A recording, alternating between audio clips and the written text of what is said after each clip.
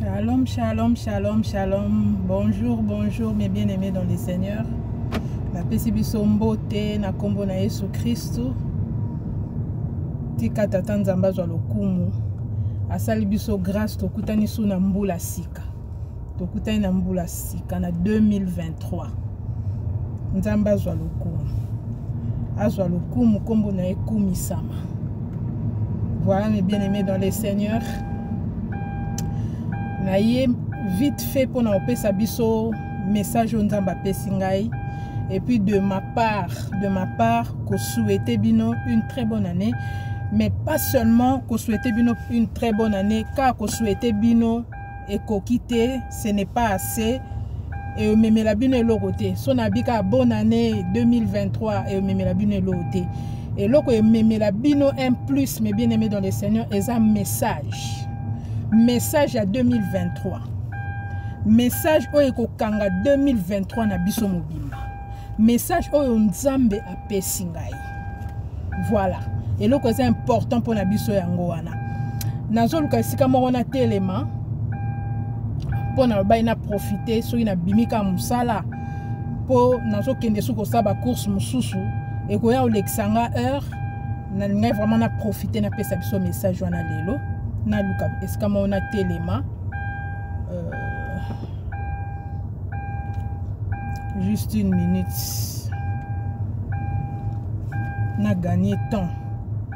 Voilà. On a mis côté. Et là, ma placement idéal. Tes places exactes vraiment pour ça. Mes problèmes exacts.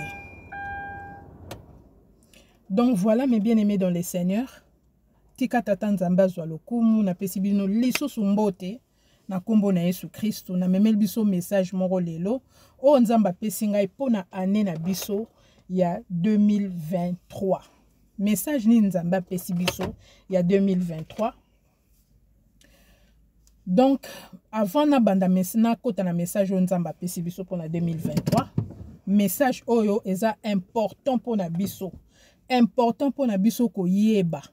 Important po esunga biso to mona loboko nzambe na ne oyo important poto mona accomplissement ya prophétie ya ba prophétie o nzambe apesi biso nyonso na 2023 na totika ngonga ona maboka nzambe eza vraiment message mo ya mulaite mais eza très important et ko sunga biso soto sosoli yango soto yambiango et ko sunga biso po ba message nyonso ya nzambe eza obligatoire te que mutu andima yango.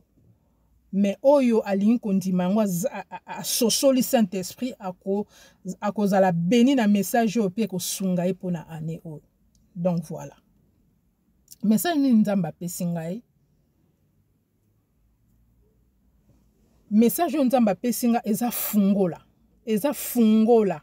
Fungola oyo ko sunga biso na 2023. Oyo ko fungolela biso porte moko très important pour na ko simba makambo nzambe na biso apesi biso. To tiki ngongo na maboka nzambe tika tata nzamba zwa lokumu. Apambolama na tiki moment o na maboko na ye na tiki bana nzambe nyonso bazo landa message o na maboko tata nzambe tika tata nzambe apambola biso tika tata nzambe apambola bana na ye nyonso esika bazali tika molimo na ye e cible bana na ye esika nyonso tu bazali tika message oyo ezala penza fungola ndenge nzamba lobi yango tika Saint-Esprit a convaincre bana na nzambe message oyo e uti epai na ye moko puisque c'est lui le révélateur. Parce que c'est poussé par l'Esprit de Dieu que les hommes parlent de la part du Seigneur. Tika nzambe na biso azwa lokuma pambola bana na esika nyonso tu bazali na kombo na Yesu Kristu. Amen. Donc, message au nzamba pesinga mes bien-aimés dans le Seigneur. Ezali makambo nzambe a révélé kingai, makambo nzambe a révélé kinga eko salama tout d'abord.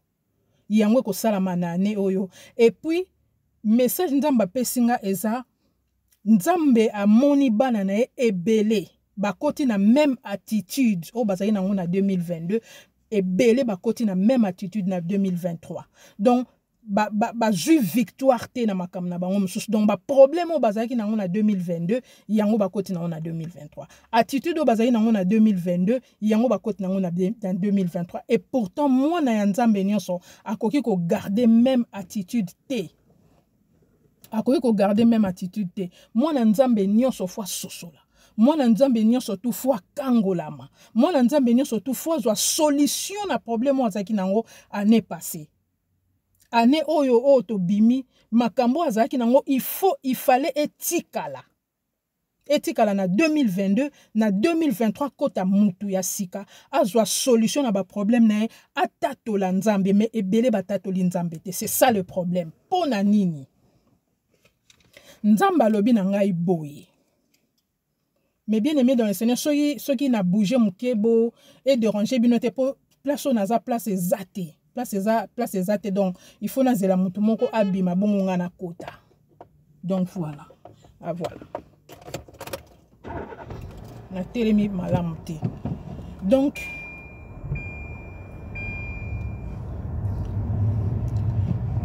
Nzambe apesi nga message oyo. Nzambe alobi na ngai que bana na ye ebele bakoti na même attitude na année oyo, bakoti na même problème bazaki nango année passée na année oyo. Pourquoi? Parce que bana Nzambe ebele bayebi Nzambe basambelaka te. Na yebite soto zo la mais bien aimé dans le Seigneur. Nzambe na biso alobi bana na ye ebele bakoti na même attitude na année oyo pona nini po bayebi Nzambe basambelaka te. Voilà. Message à liboso yango wana. Deuxième message, eza na lien na message à liboso, eza que makambo o Nzambe alaki biso ekosalama na année oyo, eza que soki oyebi Nzambe osambelaka te, bien aimé dans le Seigneur, soki oyebi Nzambe oyo osambelaka te, soki oyebi Nzambe oyo belelaka te, parce que koyeba Nzambe oyo bondelaka eza na impact, mes frères et sœurs. Soko yebi Nzambe oyo bondelaka eza un plus. Na opesa biso exemple moko ya simple. Par exemple, kombo na yo Marie. Kombo na yo Marie, par exemple. Obimi na nzela oyoki bazobenga Sophie. Babengi Sophie. Bien aimé, orotala te. Okende place babengi Sophie ou bien okende te. Okende te. Pourquoi? Parce que c'est simple. C'est parce que kombo na yote. Oh babengi wana eza yote. Kombo babengi wana eza yote. Babengi Sophie. Babengi Sophie, babengi Marie te. Yo kombo na yo Marie. Kombo na yo Sophie te. Siko so babengi Sophie, moyo tala ezate. Ata babengi 10,000 fois. Moyo tala ezate. O tala te, po kombo na yo Sophie te, kombo na yo Marie. Eza ndenge moko na Nzambe na biso bana Nzambe ebele bazo bondela ba yebi Nzambe ba bondela kati. Et pourtant ezali clé moko munene, bien aimé dans le Seigneur. Ezali clé moko munene. C'est une clé puisque soko yebi Nzambe bondela ko yebi Nzambe na yo eza na ba avantage. Eza na ba avantage ebele. Akoyoka yo okoyeba Nzambe ozo sambela et okomona réaction ya Nzambe ozo sambela et kozala ndenge mususu. Eza juste wana eloko liboso o bana Nzambe ebele bazwaka nini ba réponse te et pas Nzambe. Ou ba réponse na bango ewumelaka, exaucement ba prière na bango ewumelaka. Po ba yebi Nzambe ba sambelaka te. Oui, Dieu fait grâce quand il veut à qui il veut. La Bible déclare que Batumusu Baza basambela rakutu te, mais Nzambe sala bango grâce parce qu'il veut. Mais koye ba Nzambe ozo sambela eza très important. Pour grâce nanga eza grâce na yote. Bien aimé. Grâce na yo eza grâce na te. Grâce ya ndeko wana eza grâce na yote. Mutu na mutaza na grâce na ye. Na miso Nzambe. Mutu na mutaza na grâce na ye. Donc grâce na yo eza yo. Grâce ya ndeko wana eza ndeko wana. Grâce nanga eza yanga. Grâce na yo eza yo. Il faut pas mélanger les choses. Donc ceux qui yo bien aimé au sentir au sentir que ozo bonde là ozo joa réponse te na ba prière na yo ozo joa réponse te na makambo ozo sengela nzambe eza une des raisons oyebi nzambe oyo osambelaka te nazo pesa biso clé oyo nzambe apesi ngai moko naza preuve vivante ya nzambe oyo ya makambo nazoloba naza preuve vivante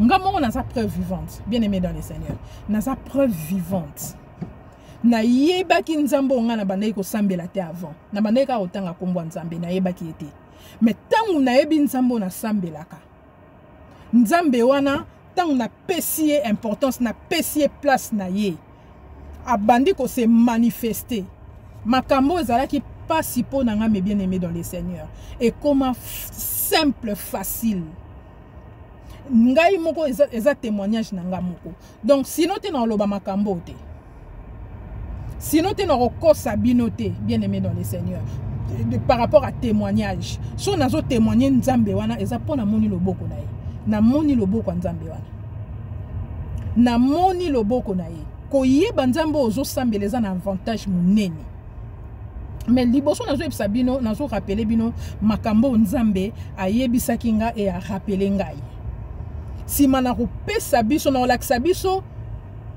esika nini oto retrouver nzambe na biso clé o nzamba pesi biso bana na ye esika ni to retrouver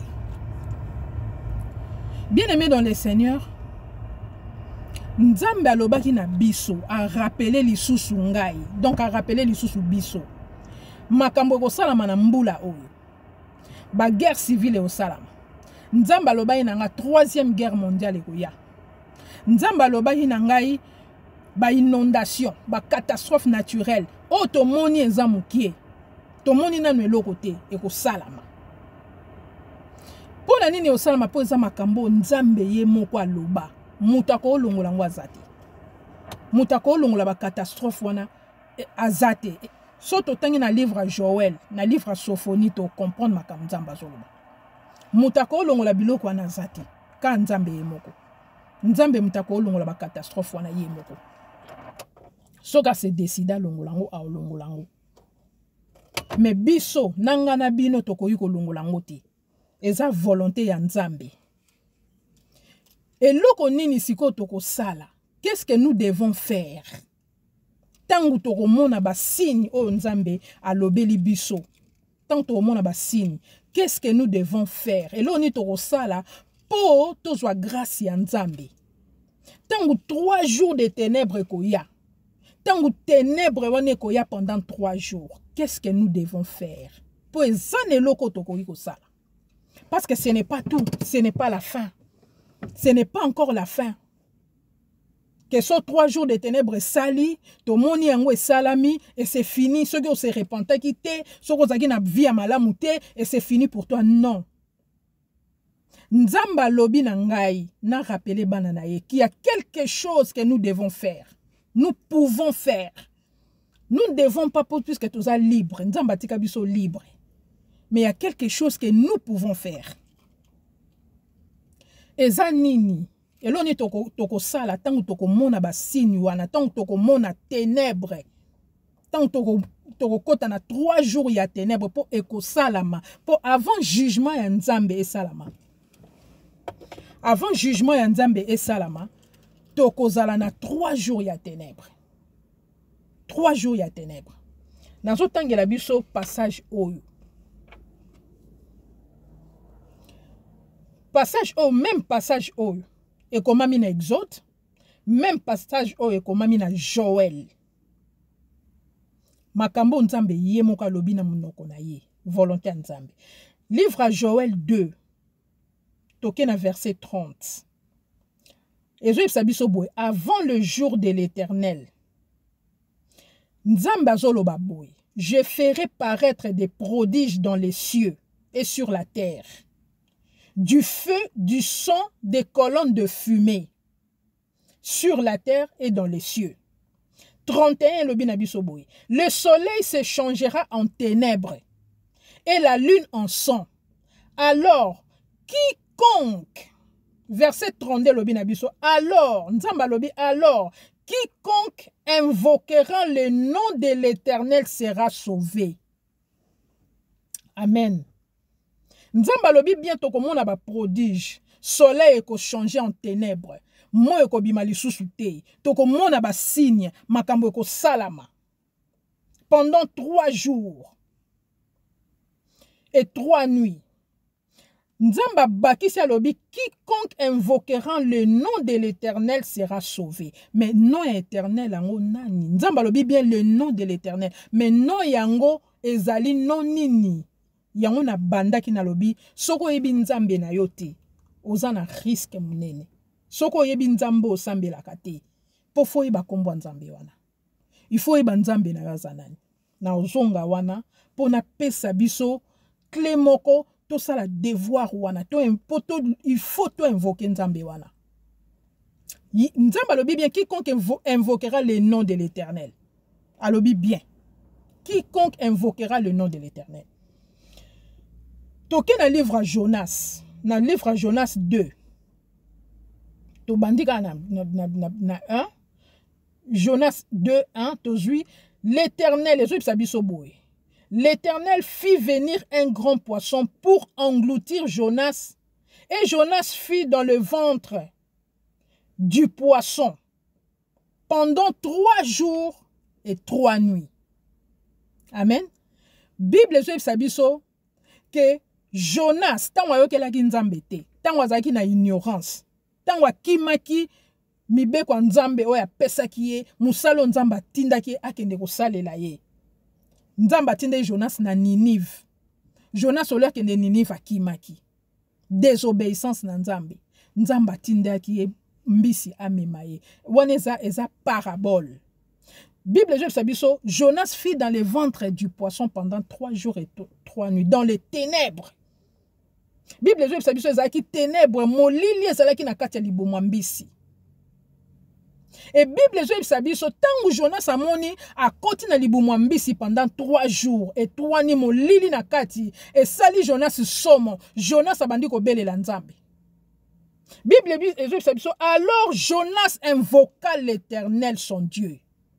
Abandi kolela na libumu mbisi, abandi kosenga nzambe pardon. Voilà. Attitude obiso photo za nango na 3 jours ya ténèbres. C'est l'attitude que Jonas avait eu.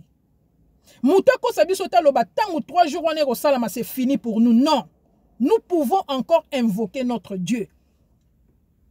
Tango komona 3 jours à ténèbres wana. Eza clé, secret. O nazo pesa bino, o nzambe alobeli ngamoko, o ekomami na maloba na ye.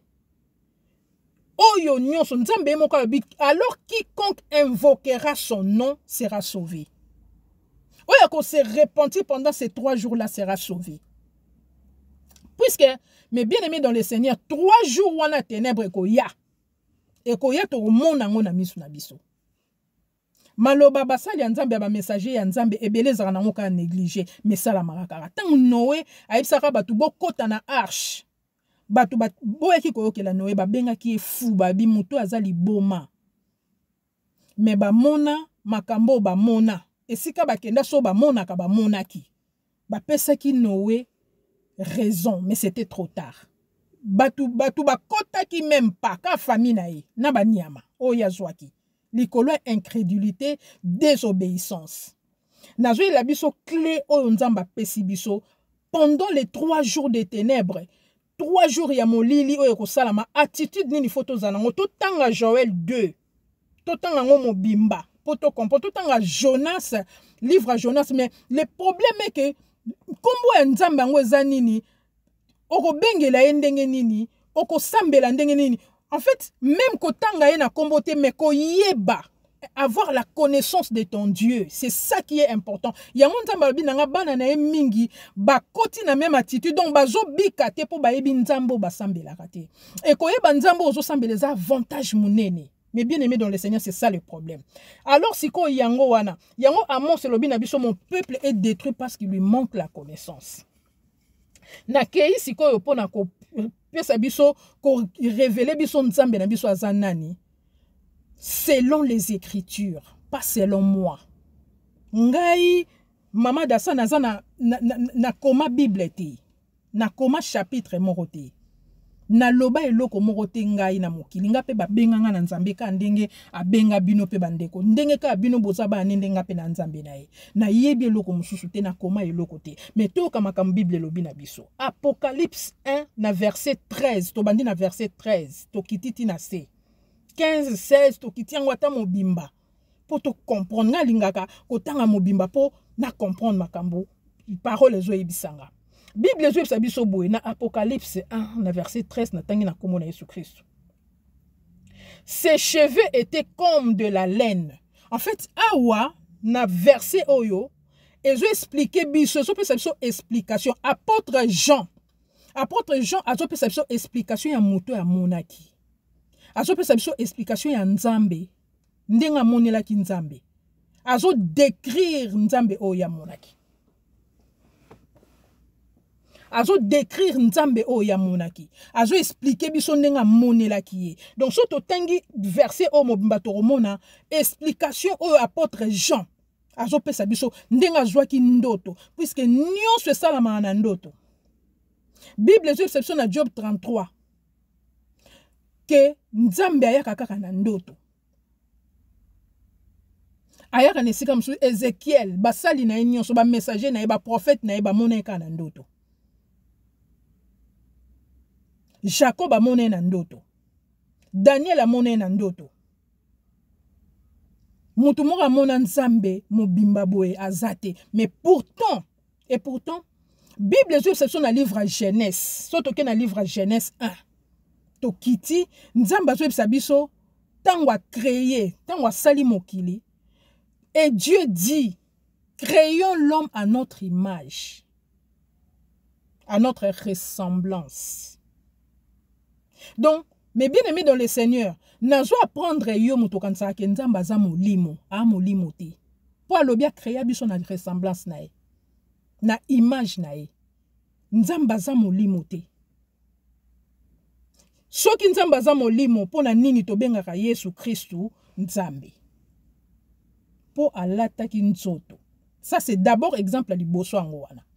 Si ko l'air apôtre Jean a expliqué biso muto ya monaki, a monaki na aspect ya mutu, a expliqué souki na ndenge zalaki comme de la laine.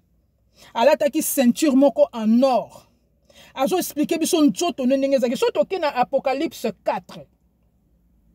Na Apocalypse 4, kuna zo expliqué biso na nzoto ndenge makolo ndenge zalaki le comme de la bronze. Donc en fait, ba version mi balé na pesi biso na Apocalypse 1, na Apocalypse 4, et zo expliqué biso aspect ya Nzambe o Jean monaki na couleur na ye.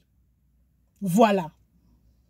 Apôtre Jean mutazolo ba ngate mnazo ba sikoyo ba aspect nyoso apôtre Jean alobaki. Ezo bimisa mutu mwindu. Ce n'est pas moi qui dis ça.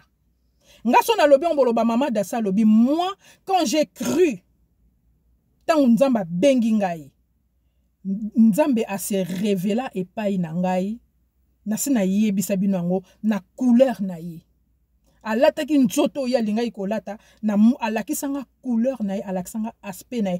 Aujourd'hui je peux décrire Dieu o na monaki Nzambe nga na monaki lokola apôtre Jean quand ndenge apôtre Jean monaki. Explication apôtre Jean à loba yangonga na monaki. Ba couleur au apôtre Jean pesaki yangonga na monaki. Et j'ai entendu de mes oreilles et j'ai vu de mes yeux. Donc nako sambela Nzambe mususu te po na yebi Nzambe na sambelaka. Et j'ai vu des avantages. Na moni ba avantage nango. Na moni ko sambela nanga ko changer. Na moni vie nanga ko changer. Nzambe wana aza vivant, aza mpepete. Aza esprit te azali vivant azali na nzoto oya biso ndenge tozana ngo azana loposo azana couleur ndenge apôtre Jean expliqué na suki na ndenge zalaki. Alors to boaka so to boyango to boaka Bible kotanga su Bible te puisque makambo yo bakomi ngate mna komiango ba couleur makambo nyonso suki na ndenge zalaki de ressemblance nyonso to Jean apôtre Jean pesaki et pesaki biso couleur ya Nzambe. C'est apôtre Jean qui le dit, ce n'est pas moi. Nangala bino totanga la Bible tondimela la Bible non, totanga alors passage.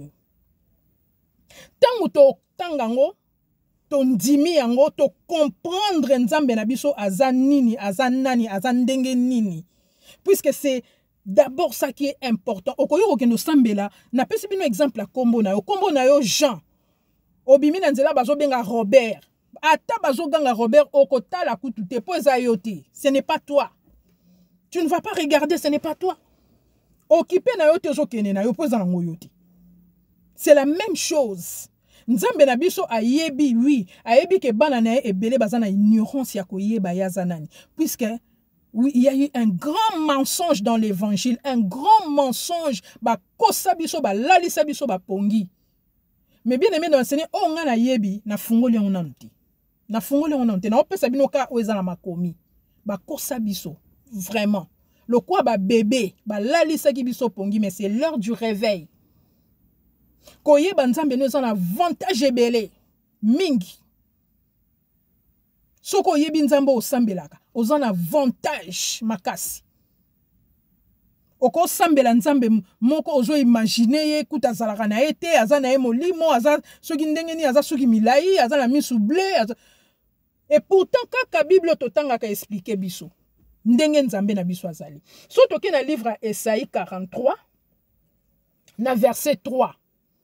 Nzamba azo ebisa biso, azo expliquer biso, ndenga forma biso. La Bible nous dit, l'apôtre Esaïe nous dit, le prophète Esaïe nous dit, il nous a formés. Il nous a formés pour sa gloire. Et il nous a appelés par son nom. To bengami biso na kombo nzambe na biso. C'est écrit. Et ça ngate mnazo fabriqué. Dans sa histoire, moi, je fabriqué livre nangato malobananga. Non, je suis basé dans la parole. Na continue la spiritualité, na continue la makambo nzamba laksengate, na kenabino musikate. Pour na boy, bolo bake mama dasa lobi makambo ya ye. Comme il y a tellement aussi de bébés spirituels, tellement de bébés spirituels, ba comprendre makambo molimote. Na kenabiso kana parole. So biso ba bien aimé to tangi passage oyo. So to tangiango. To sosolité, to changer ango. So on dit mi ango te alors changer makambo apôtre Jean Lobaki. Changer suki wana ya monaki, changer nzoto ya monaki makolo na ndenge zaki bronze tout ndenga Lobaki yo changer ango. So ko changer ango silisi osali mokili na yo na nzambe na yo wana. Puisque on changer Bible, on changer makambo yo apôtre Jean a monaki. Pour son na lobi on na monaki boloba. Qui suis-je? Je suis personne. Bondi mangati, je suis personne. Mais apôtre Jean, oyo, to yebi pe mosali ensemble a mona makambo, a mona les 7 sceaux. C'est lui qui a écrit le livre de la révélation. Oya comment Apocalypse. A mona nzambe, a décrit biso nde nzambe na biso zara. Mutako yebi sangelo mususu te, ponga na pesi apôtre Jean raison pambate, ponga moko na moni. J'ai vu de mes propres yeux. Na pesi biso ba verset o me bien aimé dans le Seigneur eza important o sosola nzambo o sambelaka oyeba nzambo o sambelaka ya solo okoyi ko sambela nzambe oyo oyebeli kututina te après ozwi Bible fungoli ozotanga Bible lokwa roman. Non, il faut avoir la révélation de la parole. Bato bazolo bana nzamba za molimo mais s'il n'existe pas, ton dit ma pète que Jésus Christ à l'atakanzo to ayaka na mokili. Ton dit ma pète makambo apôtre Jean lobité. Ton dit ma makambo nyonso e koma mi pété. C'est pas la peine. Ceux qui comprendre makambo apôtre Jean lobité, alors boaka na o Bible ngo kotanga na yango susute. Mais muto ya sosoli moi muke ya makambo na zolo balelo. So mitali, omoni ba blocage za vie na yo. Omoni makambo za na vie na. Omoni makambo ndenge zo changer te ozo marcher sur place na vie na yo ndenge nzamba lobi bana na ye ba koti na même problème ba problème bazali na ngwane passé ba ju victoire te soko moni ozo bika bongo eloko liboso po makambo ezo ezozasu makasi koleka bien aimé soki nano longi ozaki nango te peut-être ya normal ba blocage moko ya normal po o ezo ye kozala normal te ezoza makambo non to mona te ndenge nzamba lobi na biso na livre Joël. Avant les jours de l'Éternel, ténèbres koya, 3 jours. Aïbisi biso tout, mais tozo tanga Bible to sosolate. makambo nyonso nzambe alobaki guerre guerre civile makambo wana nyonso ekopete. Nous allons voir ça. Tokomona on a misu na biso. Tout d'abord photo zala na bokebi makasi, photo zala na se ya makolo ya nzambe. To se repentir sincèrement, sans blague. Et na kati nango wana po nzambe ayoka biso. Po nzambe ayoka biso alobi, nzambe alobi bientôt makambo ne osalama. Alobi, et alors quiconque invoquera le nom de l'Éternel. Faut y le nom de l'Éternel en haut. Moi je vais bien. Nga na lingi bien na partager na ba frère na ba sœur na nga. Na lo ba kombo éternel. Soki oyebi kombo éternel wana te. Alobi na Isaïe 43, peuple na ye porte son nom. Peuple na ye alata kombo na ye. Apesa peuple na ye kombo na ye. Donc tozomona na kati ya Bible o totangaka na makomi ya Nzambe, tozomona bazo décrire biso ndenge Nzambe o tosambela kazali, loposo na ye, suki na ye, makolo na ye ndenge zali, nyonso so totanga on tomona ngo. Et puis bazo yebisa biso suki aza na kombo. Yom tolobaka Nzambe aza na ye esprit aza na kombo ta. Esprit existe à Ranaïta. Mais Bible, je sais, quand yom totanga la Bible, Bible so contredire maloba na yo. Na Bible, je sais que Nzamba na kombo. Il porte un nom. Et kombo na ya pesa mon peuple na ye. Donc voilà mes bien-aimés dans le Seigneur. Fungole logo moro awa, nazo suka awa. Na lingi to bonde la, to invoquer Nzambe ka ndenge o invoka ka wana afungole la o makambo. C'est très important makambo ezoya. C'est très important pour makambo koya ya grave. Clé mususu nzamba pesa kinga ezali psaume 23. Aloba kinanga je partage avec vous tangu makambo salama, tangu batu ba kokweya, tangu ba frappe kokweya. Aloba inanga na partager message wana alobi nangai tangu tozo tambola likola bibembe na partager qui vidéo wana bibembe partout bibemba mindele azolo bananga lobi psaume 23 ça partager qui en 2023 psaume 23 ezana lien kaka muto ya sala Nzambe berger na ye. L'Éternel est mon berger. Mais l'Éternel on a faut yeba ye, faut za berger na yo, faut za Nzambe na yo, faut yeba ye, ça très important. Nazolo belo mo munene mais na lingo kota mingite. Na suki lelo wana me bien aimé dans le Seigneur. Tika tata Nzamba pambola bino. Ane o to simba makambo Nzamba promettre biso. To mona loboko na ye. To mona loboko Nzambe. To sosola to fungola misu. Nzambo to sambela kazana bomoi. Akela biso na image na. D'ailleurs nga kutu na kokana na ye. Nde na monela kie na bandoto. Na sande mona ye. Na landa penza papa na biso. Nga pe na ngande mona ye. Donc voilà mes bien-aimés dans le Seigneur, tika tata Nzamba pambola bino. To sosola ba message, to invoquer, to bondela, a révéler biso, a mi bimisa. Ndenga mi bimisa pa nanga e pa banane mususu ndenga se révéla, a se révéler. Nzamba se révéler. Et ko zala délivrance munene po na biso, et ko memela biso en plus ko sambela na biso ko changer. To ko mona misu na biso ko fungwa na ndenge mususu. Tika tata Nzamba pambola bino ane oyo et kende na biso ti to bomba na maboko Nzambe nde na lobi to mona makambo nyonso ya la kaki biso. Libération à peuple na ye, ba captif na ye. Oui Nzamba ko juger ako banda na kati église na ye. To tambola na ko banga Nzambe to se repentir puisque makambo ezo ya liboso na biso. O nyonso Nzamba alobai na ngai, alobai na basali ne na ba messager na ye ekosalama. Tika tata Nzamba zwa lokumu, bonne année na biso mes bien-aimés dans le Seigneur. Tata Nzambe a pambola bino, a ciblé bino, a se révélé. A se révélé na bino. Si tu le cherches, alobina Jérémie 14, si tu le cherches de tout ton cœur, il se révélera. Soko luki na motema na omobimba, ako se révélé. Ako mi bimisa, ako lakiso nani azali. Nzamba bomba na katangu to ignoraka e, a omi lakisate. Tango zo finga, tango yo moko zo bondela Nzambe mozo ba Nzambe aza esprit. Nzamba ngwa za kana ete, Nzamba ngwa za boye. Alors se révéler na été. Donc voilà mes bien-aimés dans le Seigneur. Tika tata nzambe apambola biso to méditer na ba verset oyo to bonde la penda nzamba se révéler pour na makambo ezoya tango to ko invoquer ye. Amimoni sa alobate ke to ignoraki ye. Alobate ke oyeba kite lelo ozui message on nzamba sali apesi biso tika tata nzambe apambola biso mes bien-aimés dans le Seigneur. À très bientôt. Au revoir.